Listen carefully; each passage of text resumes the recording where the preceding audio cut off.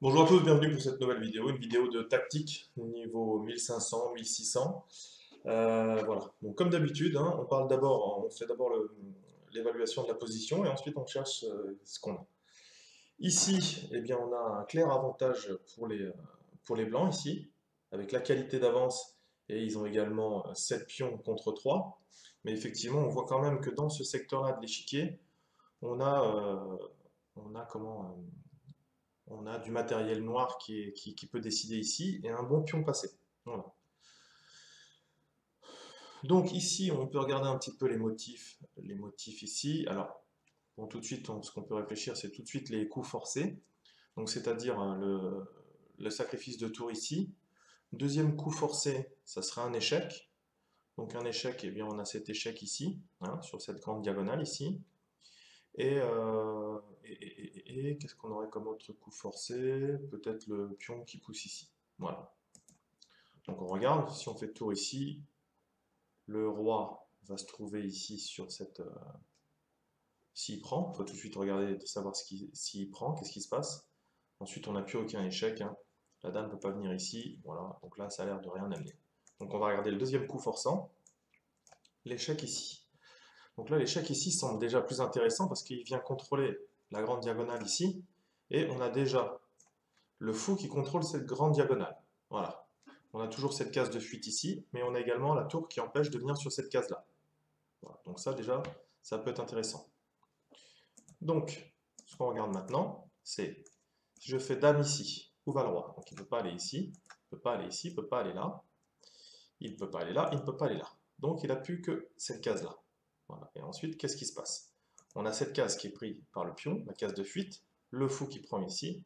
Bien, tout simplement, s'il va là, donc là, hop, j'enlève les flèches. Imaginez que vous avez la dame ici, qui contrôle cette grande diagonale. Si le roi vient sur cette case-là, qu'est-ce qu'il suffit de faire ensuite? Eh bien, comme on a le fou qui prend cette diagonale, tout simplement la dame ira en H8, en H1, pardon, et ici on aura mat, parce que ici le pion prend également une case de fuite. Donc là maintenant on peut regarder combien de possibilités on a pour parer un échec. 3. On prend la pièce qui fait échec, est-ce que la dame peut être prise ici? Non. L'interception, est-ce qu'on peut mettre quelque chose devant? Eh bien oui, ici, on va regarder ce qui se passe. On peut mettre soit la tour, soit la dame. Et on va voir la troisième possibilité, c'était fuir. Fuir, on a vu qu'on n'avait qu'une seule case et c'était mat ici. Donc là maintenant, ce qu'on va voir, c'est si on fait dame ici, il peut interposer deux pièces devant. Il peut interposer à la fois la dame et à la fois la tour. S'il interpose la tour devant, dame prend. Donc ça peut pas être bon, parce que sinon on revient avec une tour en plus. Maintenant, la question, c'est s'il interpose la dame sur cette case-là. Voilà. Donc, je fais échec et il vient mettre la dame. Qu'est-ce qui se passe? Ben, ici, dans cette position, c'est un grand classique. Quand le roi ici protège la dame, et bien tout simplement ici, quand la dame sera ici, le roi est surchargé parce qu'il défend à la fois cette case et à la fois la dame. Donc, il suffira de prendre ici tour prend pion. Le roi est en échec. Si le roi prend la tour, eh bien vous prendrez la dame. D'accord? Si le roi s'enfuit, vous prenez la dame. Et qu'est-ce qu'il a comme autre chose? Non. Donc ici, on aura le gain d'une dame. Voilà. Est-ce qu'il y a mat derrière? Peut-être qu'il y aura même mat derrière, mais en tous les cas, ça vient en plus protéger le pion passé, etc. La position des noirs sera intéressante. On va quand même continuer. Parce que ici, échec, je prends la dame. Qu'est-ce qui se passe sur le pion passé? Donc là, je suis en train de regarder la variante. Donc il faut toujours vraiment vérifier, hein. Échec, dame ici, tour prend, roi prend, dame prend. Je ne prends pas sur échec. Et s'il pousse avec le pion, qu'est-ce qui se passe?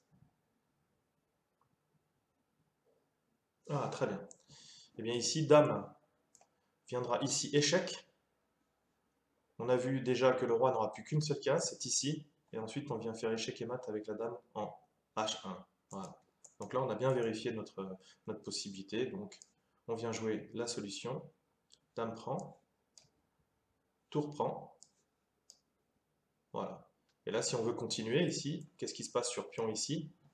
Et ici, vous venez, c'est échec. Il peut revenir ici. Qu'est-ce qui se passe là-dessus? D'ailleurs, il revient là. Bon, déjà, on peut défendre ici, mais effectivement, on a la pièce de plus. On a la dame pour les 2 tours et on a le fou en plus.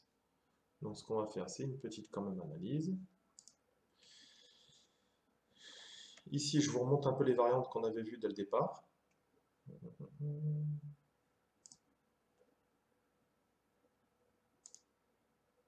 Voilà, ici sur dame là.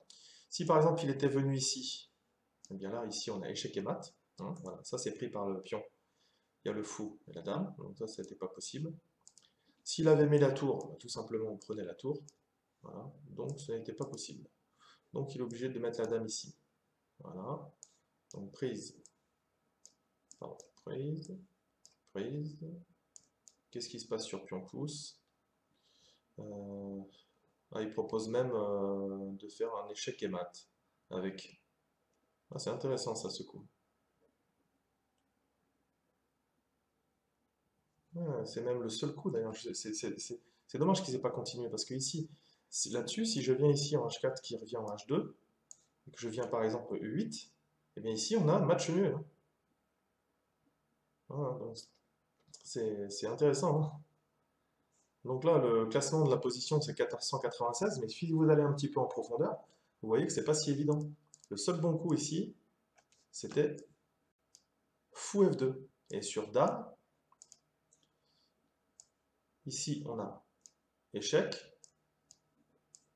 et mat. Voilà. Donc c'était hyper important. Hein. Encore, ça c'est un petit peu la faille dans les exercices tactiques, c'est qu'on ne pousse pas des fois assez loin. Voilà. Ça paraît évident pour l'ordinateur, mais pour un humain, c'était pas forcément évident. Vous avez vu ici la variante, d'ailleurs moi je m'étais trompé, hein, j'avais vu que ramener, et en fait, voilà. Donc il s'arrête, de la dame, etc.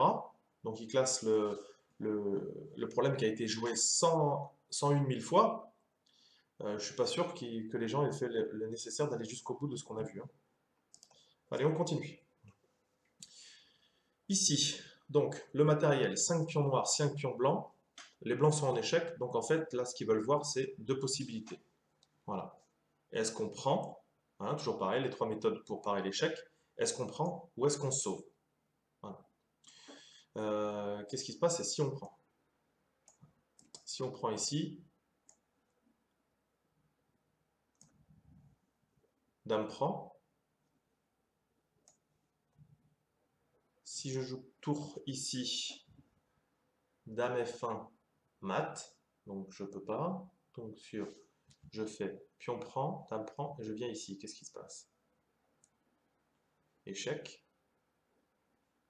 La dame défend cette case-là, donc je mets la tour ici. Dame prend, dame prend, j'ai une tour en plus. En plus, je menace sur cette diagonale. Donc voilà. Et maintenant, on va regarder ce qui se passe si je vais ici. Si je vais ici, tour prend, enfin tour en H8. Je suis obligé d'aller sur F7. Ensuite, il y aura un match nul. Je vois pas, peut-être même les noirs, les blancs sont pas mal ici. Hein.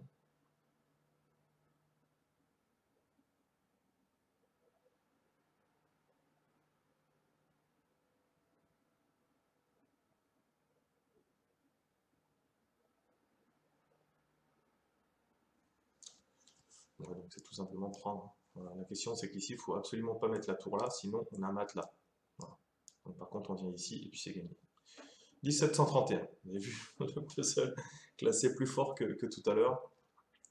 Alors qu'en fait, j'étais quand même beaucoup plus simple ici. Allez, on regarde le matériel. 4 pions blancs, 6 pions noirs. Donc on a un espèce d'équilibre dynamique parce qu'en fait, il y a une qualité de retard pour les blancs et 2 pions.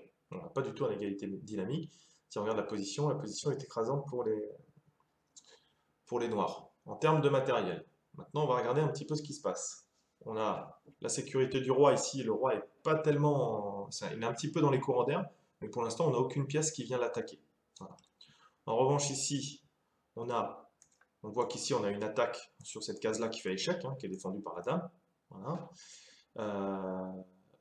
On a également cette rangée qui est faible, d'accord? quand on a des pièces qui sont sur une même rangée, bon, on pense tout de suite à une brochette, hein, on appelle ça enfilade, en français et brochette en anglais, skewer je crois. Voilà. Donc ici, bon, on commence à distinguer un petit peu la combinaison qui se prépare. On a effectivement le cavalier qui peut prendre le pion sur échec. Ce qu'il faudrait, c'est pouvoir amener, par exemple, la dame sur une case sur laquelle elle serait en fourchette royale. Et c'est le cas ici. Donc les deux thèmes qui sont ici sont à la fois l'enfilade et à la fois la fourchette. Allez, moi j'ai trouvé. Je vous laisse 2 minutes pour trouver. Enfin, 2 minutes. Vous pouvez faire pause comme d'habitude, hein, essayer de chercher la position. Ici, classement à l'entraînement, 1667. Hein, je serai obligé de faire exprès d'en perdre quelques-uns pour pouvoir qu'on ait des puzzles du niveau 1500. Hein, sinon, forcément, il les met en fonction de notre niveau. Allez, c'est parti. Donc, je pense que la solution, c'est tour ici. On profite de l'enfilade. Voilà. Donc, je pense que ça doit être ça. On a tout de suite la question, c'est voilà, si dame prend, voilà, on a tout de suite fourchette et on a gagné la dame. Donc ça, il n'y a pas de problème. Donc, maintenant, on va regarder ce qui se passe. Sur tour ici, il peut mettre le cavalier ici. Et là maintenant, on peut se poser la question de savoir ce qui se passe. Déjà ici, on aura un échec sur D5, parce que le cavalier partira, c'est la seule défense, hein, sinon la dame est perdue. Donc échec, et là on peut voir où va le roi. Donc deux possibilités. Donc là, hein, on est sûr. Tour vient ici, cavalier, échec.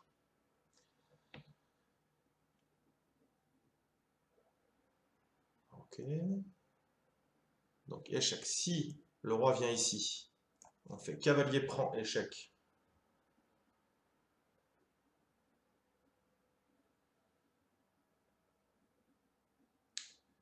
Il revient en D8.